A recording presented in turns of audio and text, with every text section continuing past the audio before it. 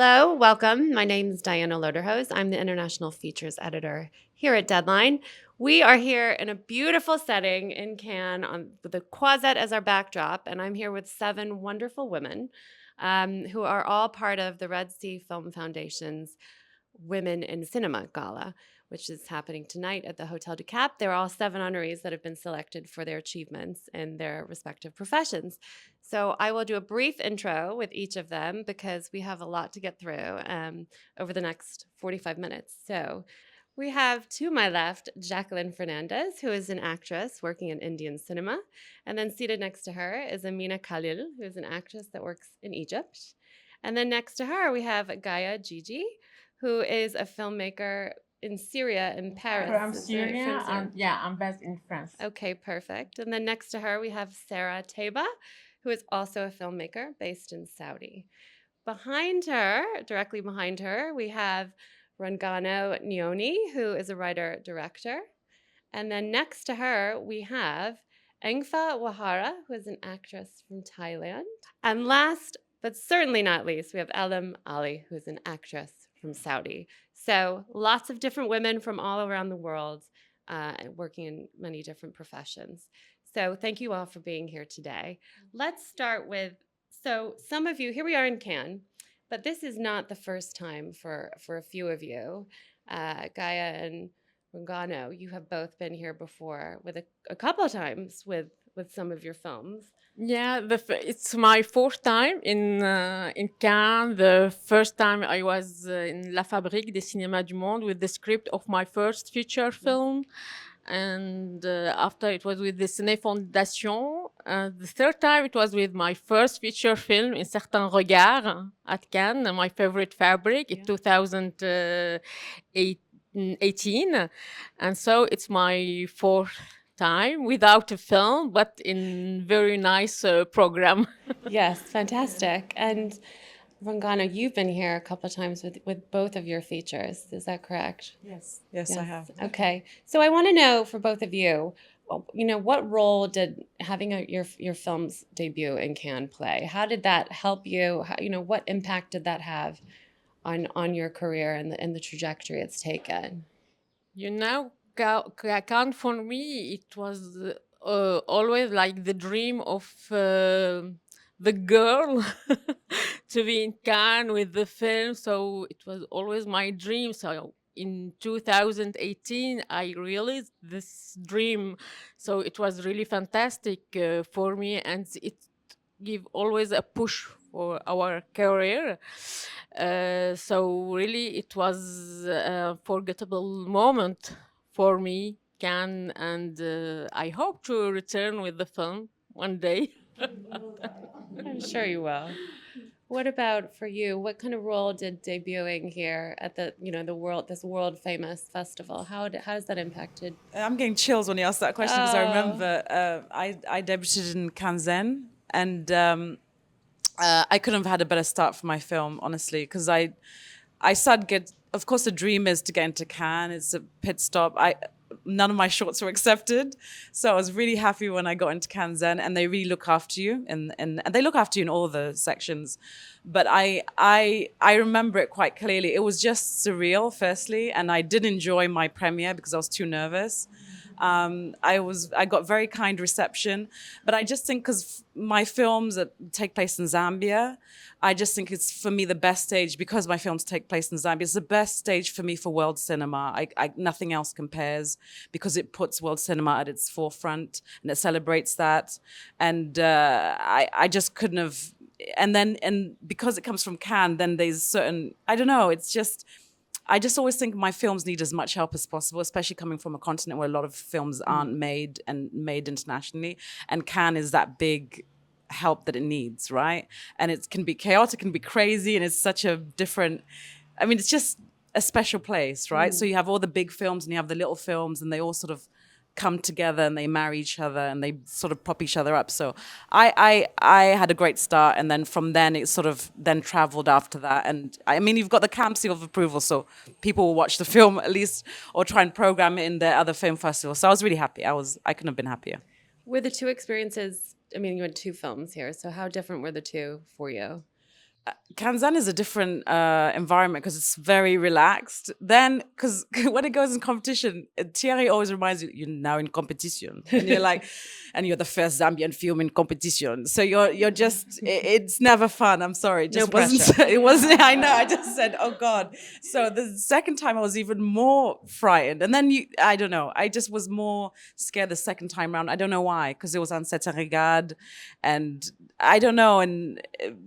I just wondered if everyone wants to be in the main competition, but I thought if you're in the main competition and you're judged by very different standards, I don't know how people survive that main competition. I don't know how they do it. So nervous is the word. Yeah. Sarah and Alam, I wanted to. So the Red Sea Film Festival it's a very young festival in comparison to where we are now. Kind of just over it's been happening for 4 years. And I'd love to know, as you're both Saudi natives, how we've just discussed how important festivals can be in terms of launching careers and films and giving a global stage to films. How important has Red Sea been for you in your local industry, and how has it kind of changed the landscape, and what opportunities have kind of come as a result of now having the country having its own festival that's such a prominent one now in the calendar? I feel so like very blessed that I was friends with the festival from the start. Like I remember I came the first time to Cannes was with Red Sea Film Festival 2021, even before we launched the first round of Red Sea. So I feel so grateful that such an important, like radically fast growing festival that it's in my country and in my city. So like it's and the our only, story. yeah, it's like To the only people in the world festival. say our story, our life. It's the only festival like I go to from my house like to. So it's a special.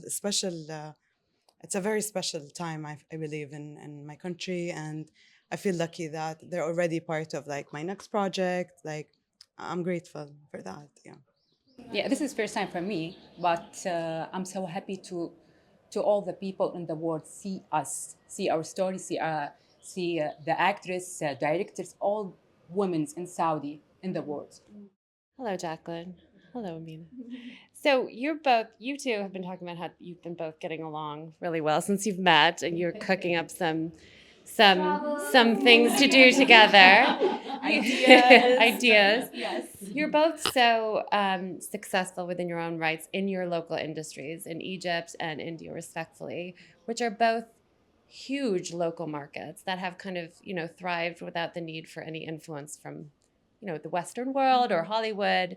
I would love to know how you find that the industries that you've worked in India and Egypt have evolved in terms of storytelling, the roles you are offered. How is it how have you seen it progress since you first started out? Me and Amina were actually discussing this yesterday because the funny thing is we've both been in the industry for 15 years. And I asked her, okay, how many films did you do? And she's like, oh, I think I've lost count. I was like, even I've lost count. And she's like, then she told me about her shows. And so we have seen, funnily enough, we've seen this evolve of when we had entered the industry and what it was like for actresses in the industry at that time to what it is now. And I think we kind of faced the same challenges. We saw the way things have changed. We saw how voices now are being heard and stories are being told differently. And that was the beautiful thing. I've definitely experienced it when I had first entered Bollywood. The spectacle was really, I think, what drew a lot of us, into acting and into being part of the industry. Then it was very much the narrative started changing. The content started changing. OTT made an introduction. And the stories have just been evolving to be character-centric, but more female-centric as well. And that's a beautiful thing. So it was beautiful to kind of be able to see the way that changed, and now how it just keeps getting better and better. It's very interesting, I think, through the conversations that we've had to realize how we come from completely different cultures. This was the first time that we meet yesterday, but how it's almost like it's a mirror, because at the end of the day, we're two women who are very dedicated and passionate about our craft. And, just trying to break glass ceilings all the time through the stories that we make, through the films that we want to work on, through the dreams that we still have. I mean, I know that we've both been in the industry for 15 years, but we're not going anywhere. In terms of when you talk about the roles, though, that are being offered and the kind of, can you elaborate a little bit more about that and how they're kind of being driven more towards female? When you say types of roles, tell me a little bit about the characters that are, how they're I've evolving and the ones that you're playing, the roles that are being offered to you. How is I that felt evolved? that there was a dire need for films and TV series to be made in Egypt, um, that are relevant to the generation, that are stories by women for women. And I feel that I've kind of tried my utmost best to open up the path and kind of lead the way in that. So a lot of the things that I've worked on are female protagonists that are facing issues that the generation themselves can relate to, or with topics that not a lot of people have discussed before, um, like ADHD, like child abuse with the last show that I was working on. Like there was a project I did as well about a woman who just wanted to be liberated from a lot of social um pressures and stuff, and her relationship with her mother, and how the old generation kind of forces the new generation to follow in their path, but they're so rebellious and they want to do things in their own way. And I don't think, I mean, it's great to make movies that are classics, and Egypt specifically is very strong in this. It comes from it's the golden age of cinema. We were there making fantastic stories, but this idea of relevance, I think, is what people were very hungry for, and what I continue to try to do with my work. And hopefully, we do have an Egyptian film in Cannes this year, and I hope that it continues to be this way.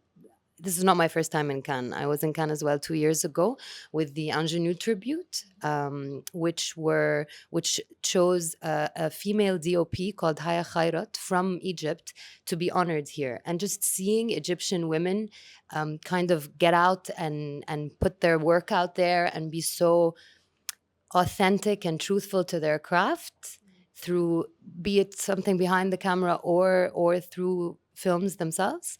I think that's something that everyone should applaud all the women in Egypt for. In India, and in Bollywood, there's been an amazing change where it's not anymore about fitting a cookie cutter stereotype of what it meant to be an actress and how you could fit into a role. And these are the roles that you can be given if you are a certain age or if you look a certain way. That's changed a lot in India.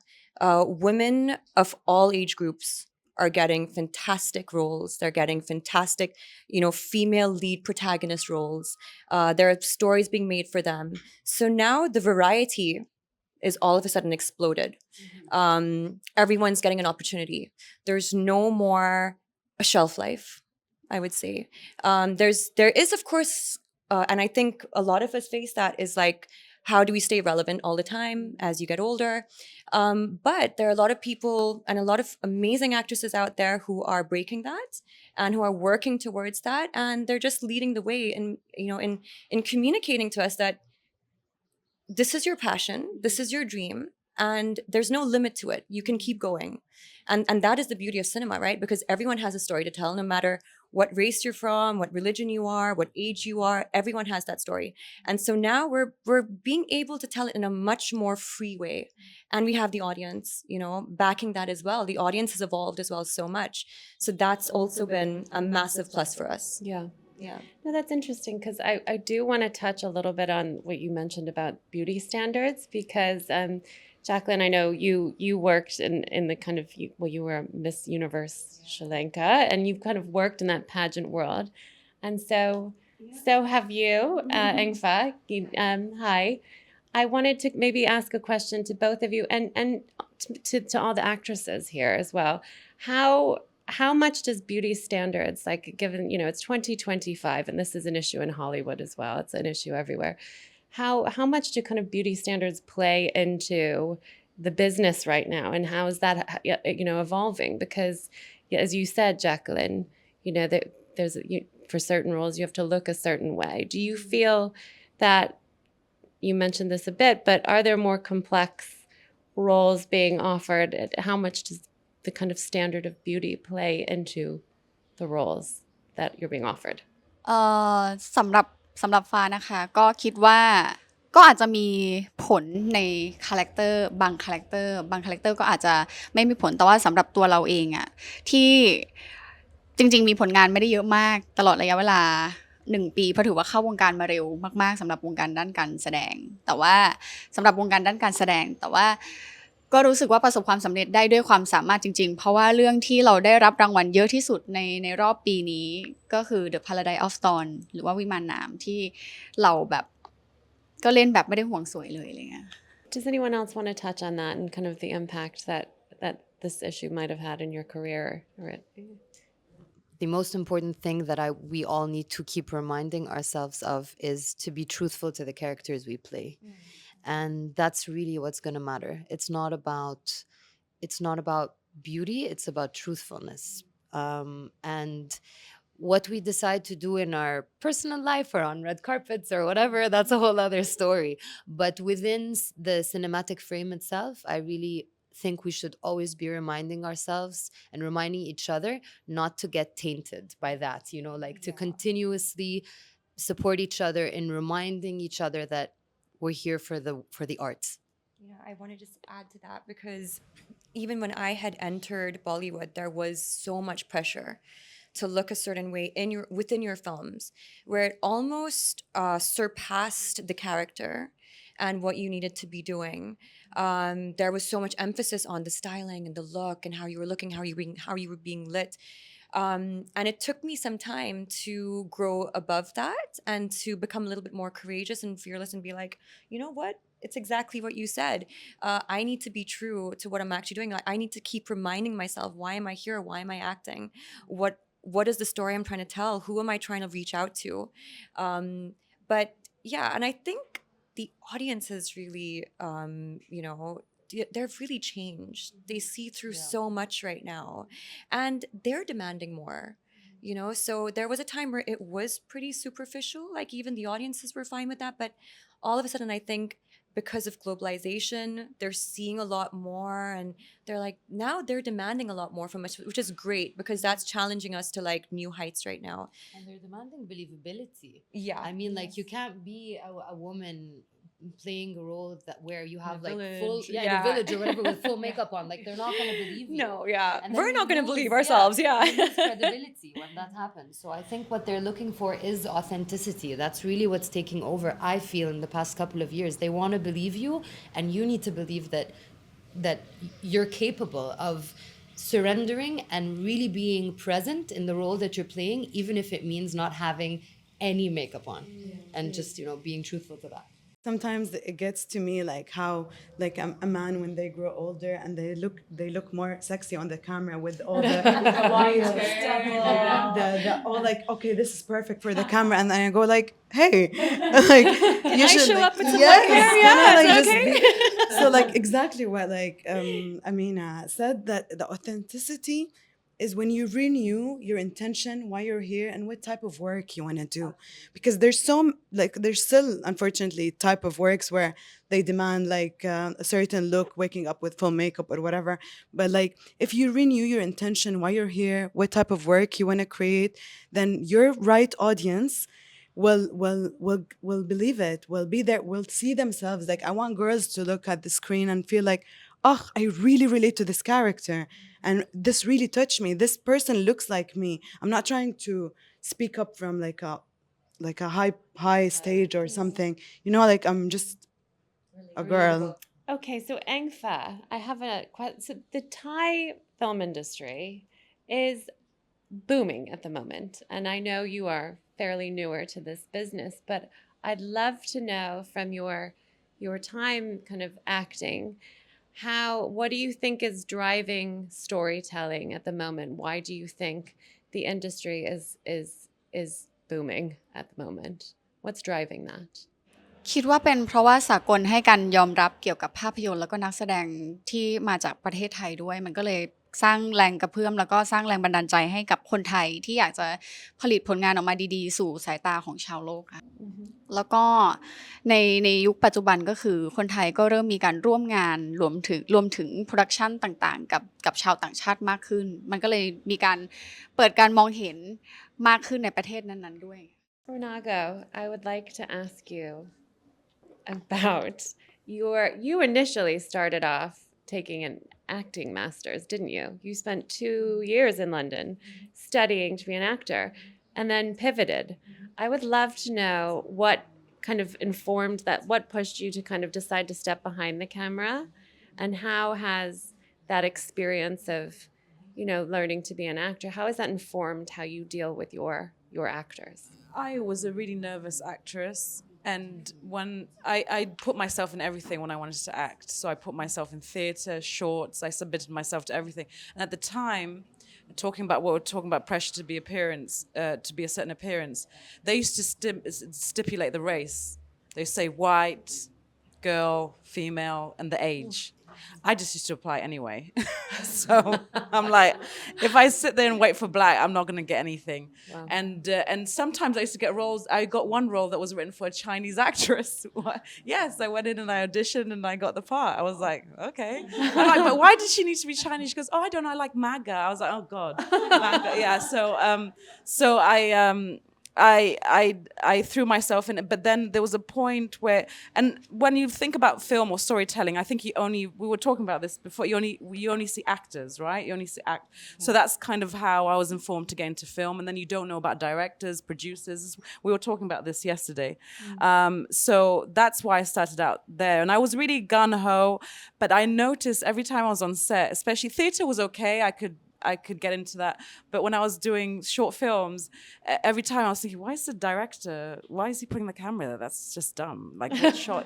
And then I would always be speaking to everybody else, the crew, like, so why did you decide to do that? And I would ask the directors. I was really more curious about that. And also, at one point, I think what informed me was the director would say, Rungano, you're always facing away from the camera. Like, the camera's here and I'm acting there. And obviously I just got too shy in front of cameras. And I think to be a really great actress, you have to be able to be vulnerable in a certain way that I can't access, to be honest.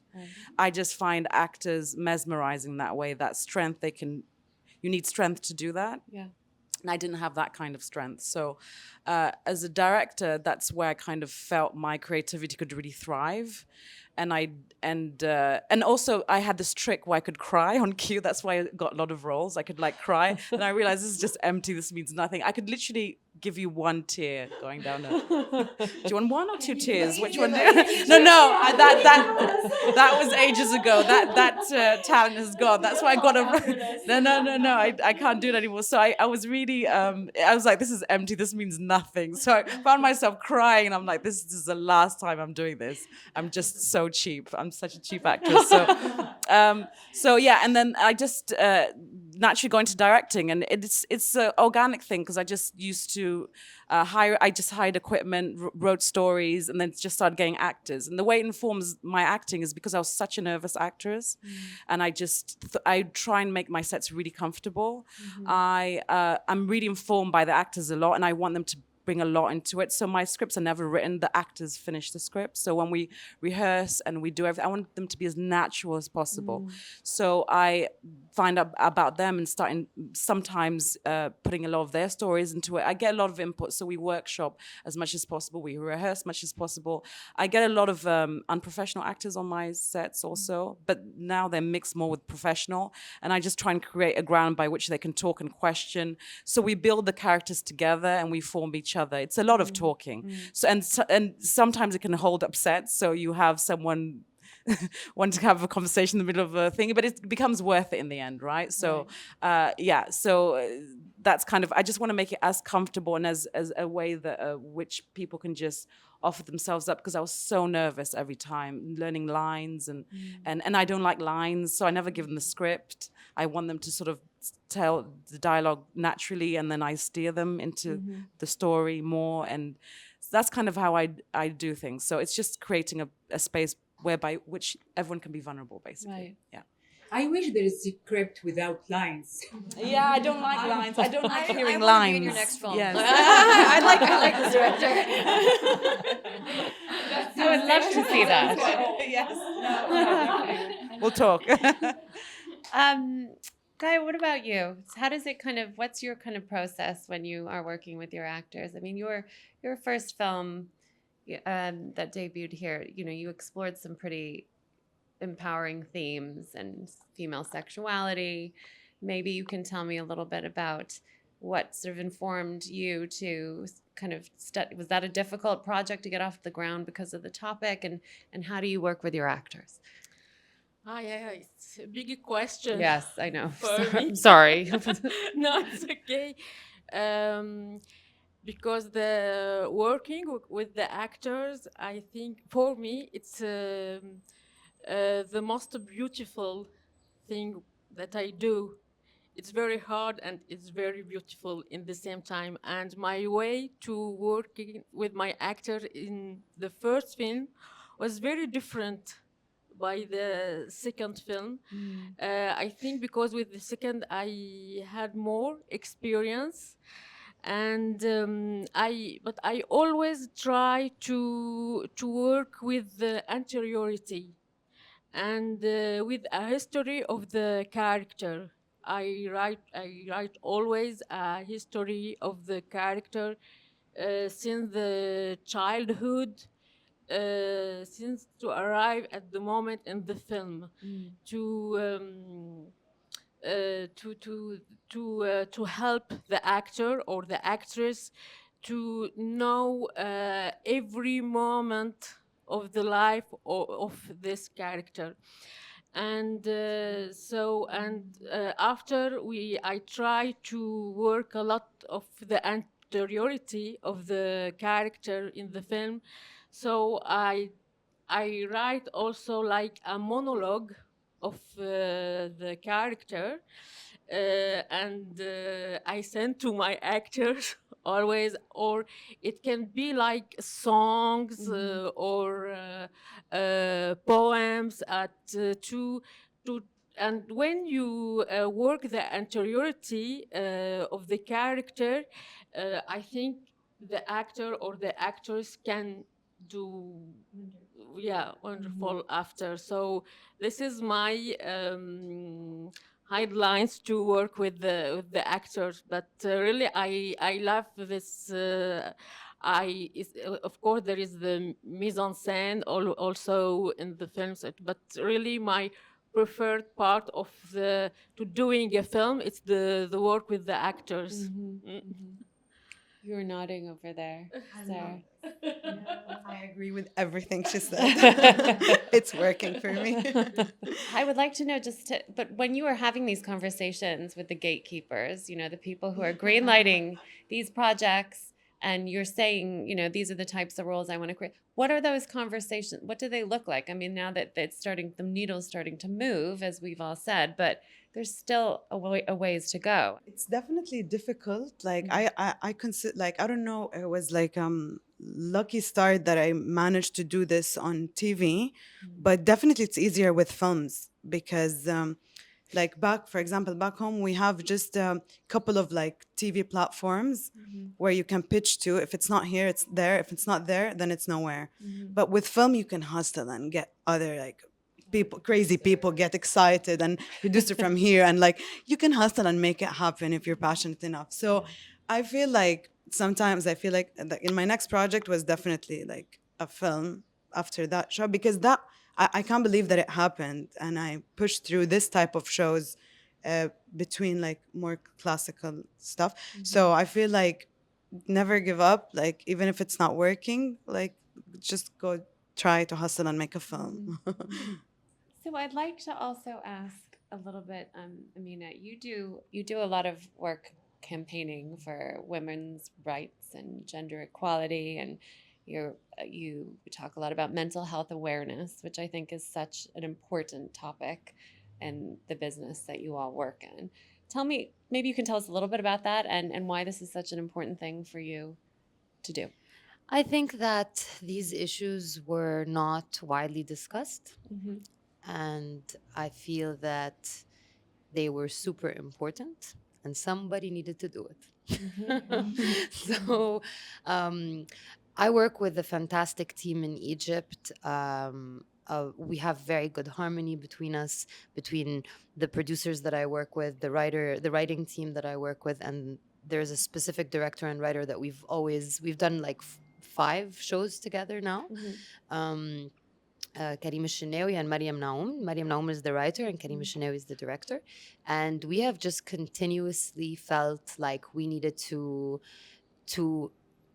poke the bear. You know, we need these issues to be spoken about, and they need to be spoken about gracefully. And I think that's really the responsibility that we have kind of taken upon our shoulders, is that yes, we are capable of speaking about these taboo issues or issues that are of grave importance, but we kind of promise that we're going to do it in a way where you really fall in love with the story and the characters, and therefore the message is so much stronger when it's done without any gruesome images, without any, I mean, you giving the opportunity for the actors and for the story to show its vulnerability, but without kind of like turning you off, you know. And that's really the balance that I feel we've reached.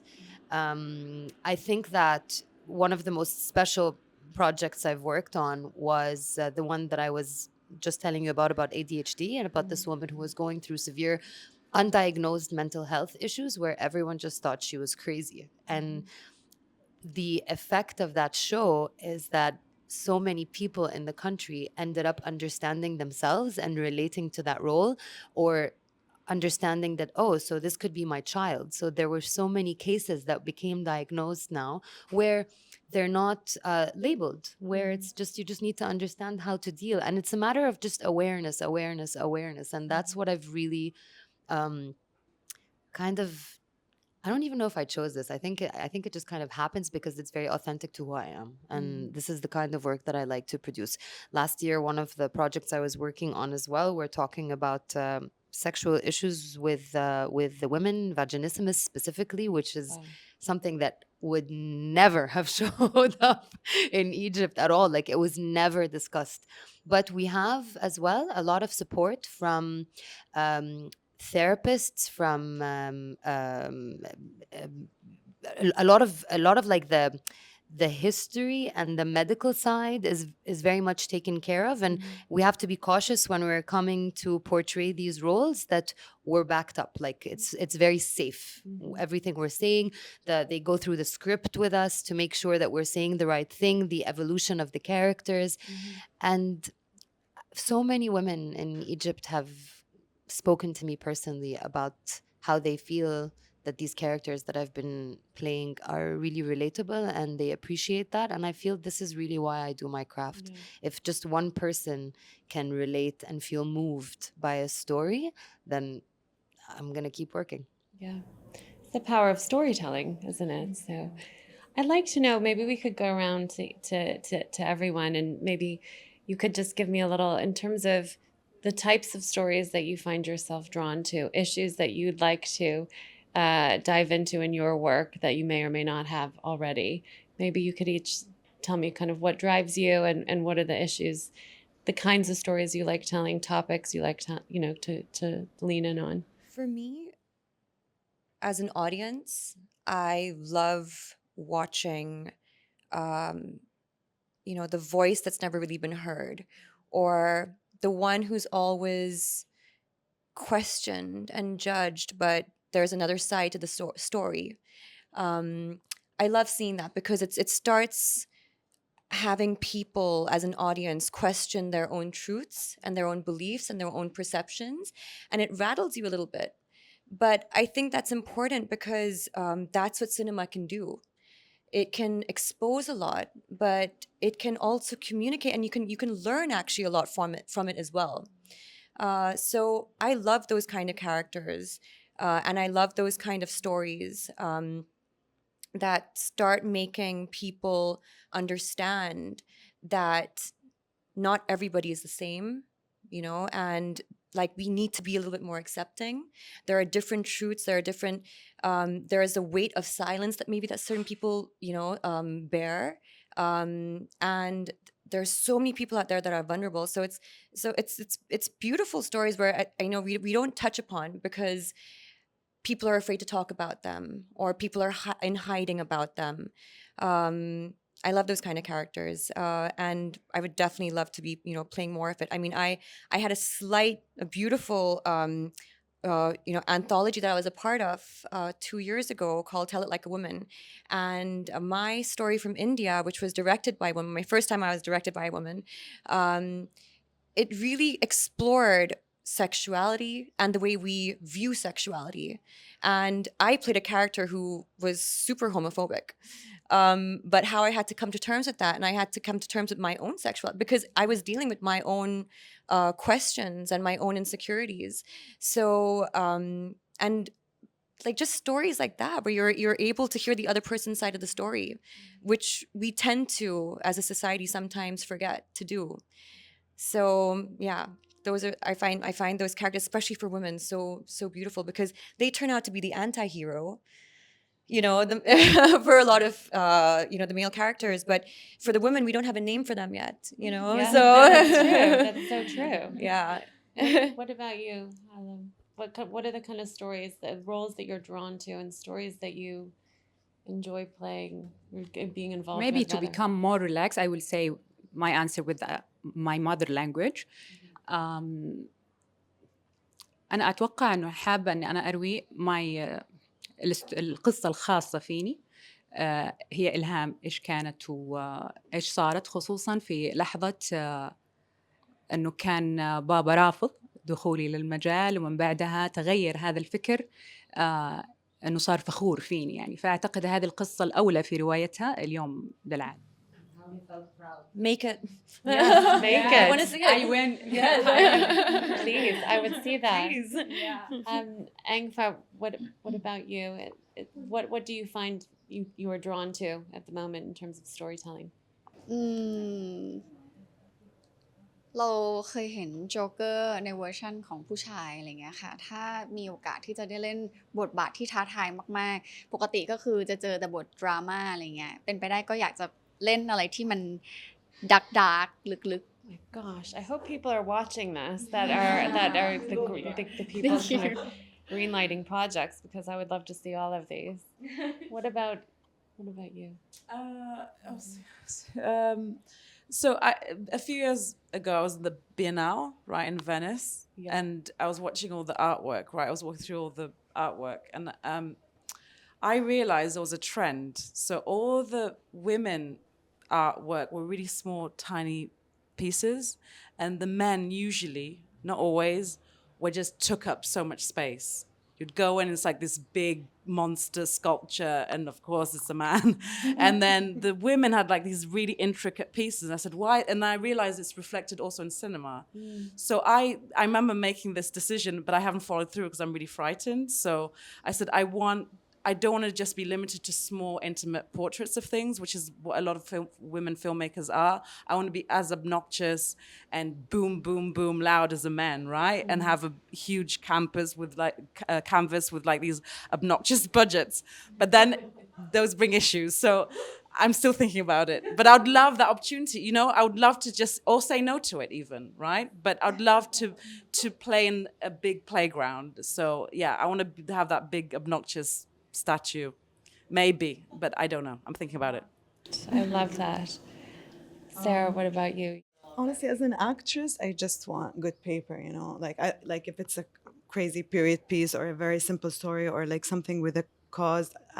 As an actress, I'm very open. I don't have something in mind now. But as a writer, especially because in Saudi Arabia, the filmmaking and the cinema is like relatively a very new industry, and there's a lot of people have so many ideas and they want to talk about a cause and all that, which all respect. But for me, there's so many untold, like average your neighbor story, like so many like things behind doors that are so specific to the country. I just want to write about real characters, real like romance, relationships, family troubles, like drama or like dark comedy, which is my favorite genre. So I think I'm interested in smaller stories, not cause and big stories to write.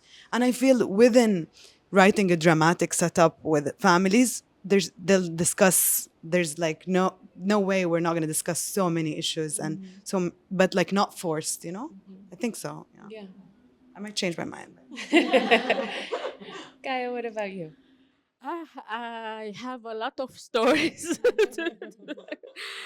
In my first film, and the second, it's the main character. It's always a woman, and I feel always like I want to tell women stories about the freedom of the body, the freedom to decide our destiny, and how this even the freedom of the body can be a political act, because I can't be far from politics, because I come from Syria, so always I can tell love stories, very personal films, but it always politic.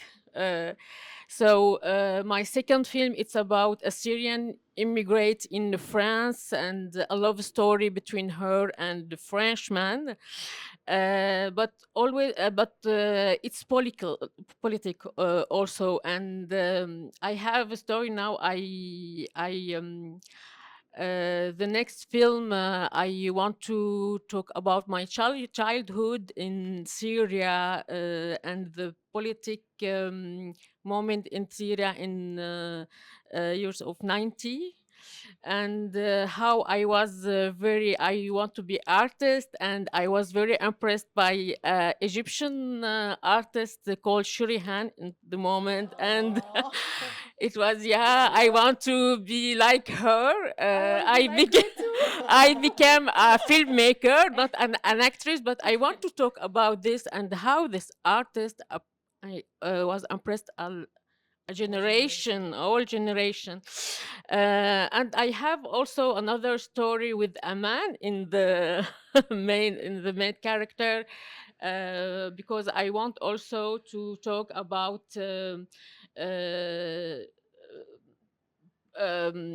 psychologic history, like depression, and how like a polar, so film of genre. So yeah, I have a lot. I just want to work to start work.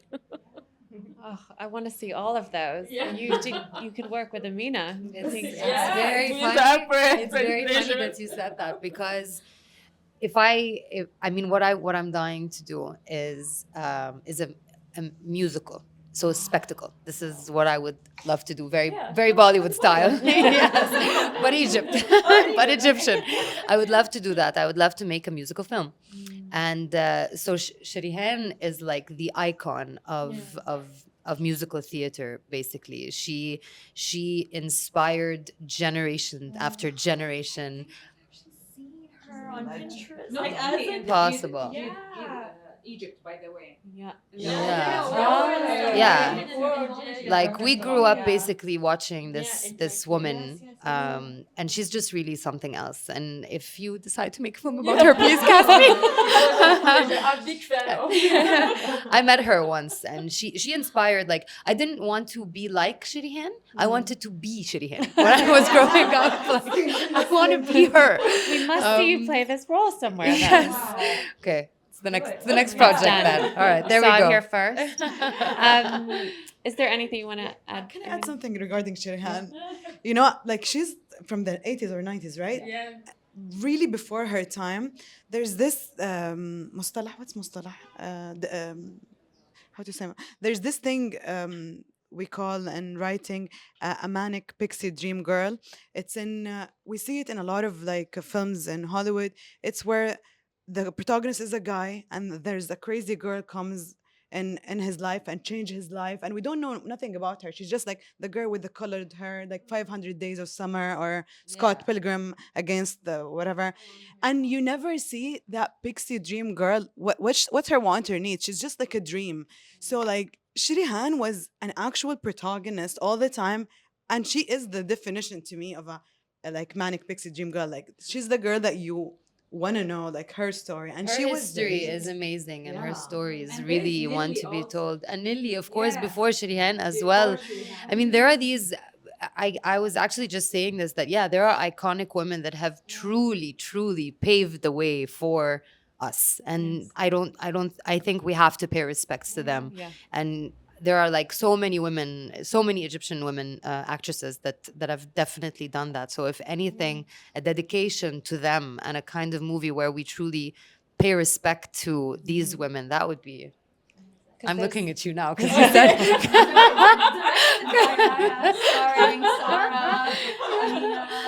I see a big collaboration happening here, ladies. Yes. We need the time. Listen, I mean, I could sit here and chat to all of you all day, but I think you have much that you need to be doing. So I want to thank you all so much for coming. What a wonderful conversation. I feel so much more confident in this cinema business globally now, knowing that you're all in it. So thank you so much. Thank you. Thank Thank you. you. Thank you.